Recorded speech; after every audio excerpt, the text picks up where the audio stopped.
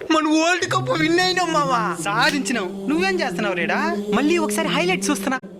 మేము కూడా చూస్తా ఉండు. చూద్దురులే గాని ఇంటర్వ్యూకి వెళ్ళుండా ఏమైందే? రిజెక్ట్ చేసేనారు. మాకు జీవితంలో సక్సెస్ అవుతామని నమ్మకమే చచ్చిపోయింది. నమ్మకమే చచ్చిపోయిందా? నైట్ మన మ్యాచ్ చూసి ఏమి నేర్చుకున్నారా? భారత్ గెలుస్తుందనే నమ్మకమే లేదు. ఇద్దరు బ్యాట్స్మెన్లు ఫామ్ లో ఉండి 30 బాళ్ళకి 30 రన్స్ మాత్రమే కొట్టాల్సిన పరిస్థితి నుంచి పోరాడి 7 పరుగుల తేడాతో ఘన విజయం సాధించిన మన టీమిండియాని చూసి మనం ఏం నేర్చుకున్నాం?